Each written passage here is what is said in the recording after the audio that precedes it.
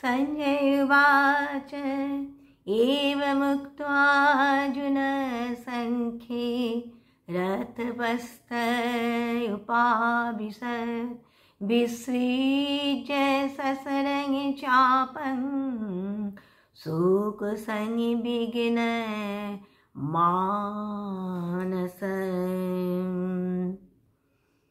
তারপর কি হলো? ধৃতরাষ্ট্রের এই কৌতূহলের উত্তরে সঞ্জয় বলছেন এবং উক্ত্বা,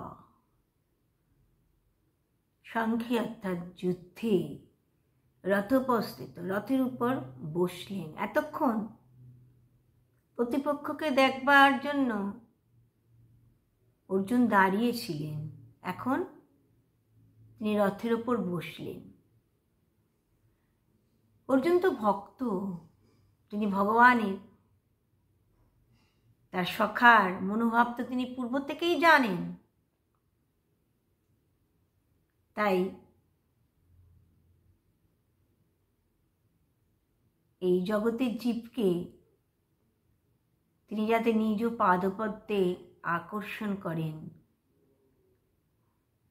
সেই জন্য তিনি বললেন ওই উভয় সেনার মধ্যে রথকে স্থাপন করার জন্য। অর্জুন আরও দেখলেন যে এটাই উভয় পক্ষকে উপদেশ দেবার এটাই উপযুক্ত স্থান আর উপযুক্ত সময়।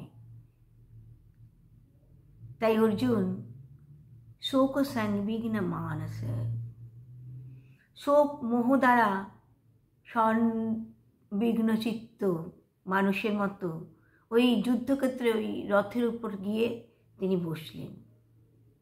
আর ভগবান সেই রথের উপর বিদ্যমান থেকে অর্জুনকে লক্ষ্য করেই এই গীতা শাস্ত্রের উপদেশ তিনি দিচ্ছেন।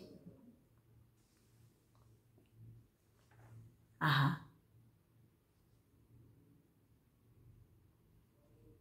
শ্রী বিশ্বনাথ চক্রবর্তী পাদ শ্লোকের টিকায় বললেন এবমুক্ত্বা অর্জুনো সংখ্যে। এখানে নিত্য পার্ষদ নরাবতার বলে অর্জুনের কোনো কুমতির কোনো সম্ভাবনা নেই। জগৎ উদ্ধারক, স্বতত্ত্বজ্ঞাপক গীতাশাস্ত্রকে আবির্ভূত করাবার জন্য অর্জুন এমন করেছিলেন, এটাই জানতে হবে, এটাই ভাবতে হবে।